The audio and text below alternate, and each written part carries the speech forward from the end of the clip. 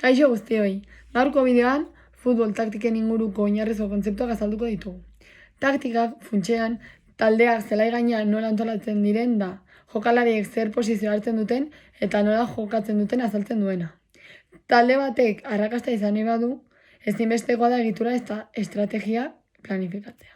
Gaurkoan, 4-3-3, 4-4-2 eta 3-5-2 taktikak azalduko dizkizuet. Futbolak ez du bakarrik indarra edo trebetasuna eskatzen, baizik eta estrategia eta antolaketa ere, funtsezkoak dira partida bat arrakastaz jokatzeko.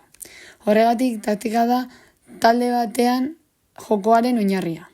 Jokalariek zelai gainean nola kokatu, nola mugitu eta nola elkarlanean aritu zehazten duen elementua.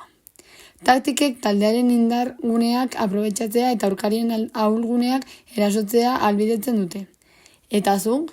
Inoiz pentsatu alduzu jokalariek zelai gainean duten kokapena zergatik dena hain garrantzitsua? Gaurko azalpen honetan, 3 sistema taktiko nagusi aztertuko ditugu. 4-3-3, 4-4-2 eta 3-5-2. Sistema hauek askotan erabiltzen dira futbolean eta bakoitzak bere ezaugarriak eta helburu estrategikoak ditu. 4-3-3 sistemak erasoko jokoa azpimarratzen du. 4-4-2 sistema oreka bilatzen du defentsaren eta erasoren artean, eta 3-5-2 sistema zelai erdiko kontrol handiagoa eskaintzen du.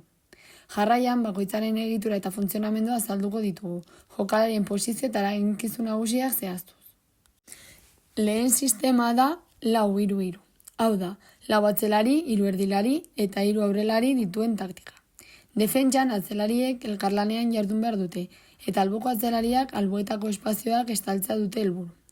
Erdialdean, erdilariak arduratzen dira baloia kontrolatzeaz, pasak banatzeaz eta bai defentsan bai erasoan laguntzeaz. Aurrelariak berriz, aurkariaren defentsa desorekatzeko eta aukera erasoak sortzeko lanean aritzen dira. Sistema honek erasoko potentzia handia ematen dio taldeari, aurrelari kopurua altuari esker.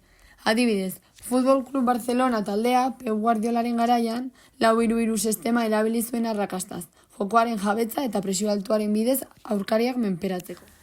Bigarren taktika da 4-4-2 sistema. Sistema honetan taldeak 4 atzelari, 4 erdilari eta 2 aurrelari ditu.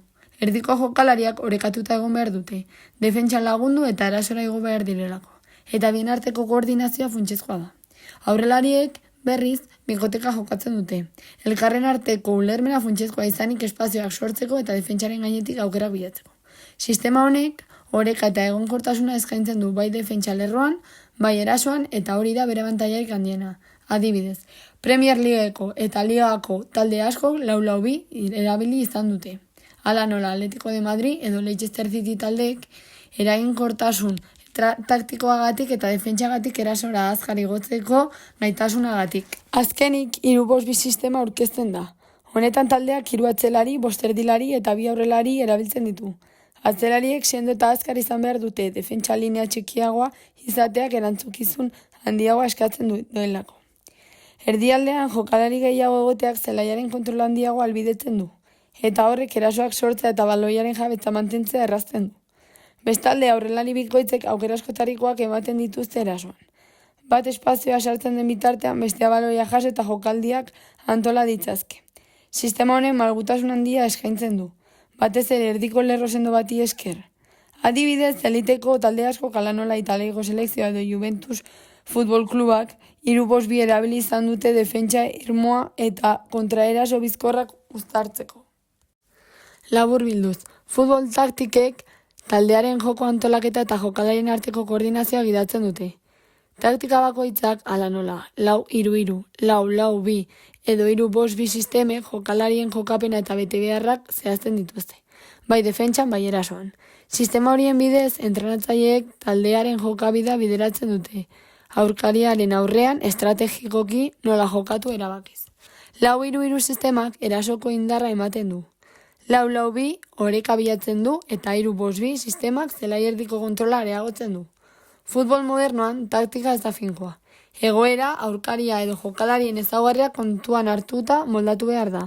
Horregatik jokalariek taktika desberdinetara azkar egokitzeko gaitasuna eduki behar dute. Gainera, taktika egokia ez da bakarrik jokoa antolatzeko tresna bat, baizik eta taldearen nortasuna eta jarrera zelairatzeko modua ere bada. Azken batean, taktika on batek ez du bakarrik jokoaren nondik norakoa zehazten, baizik eta partidaren emaitzak erabaki dezake. Horregatik da hain garrantzitsua entrenatzailearen analisia, jokalarien ulermena eta taldekako lan estrategikoa. Taktika ondo aplikatuta, arrakastako bidea ireki daiteke.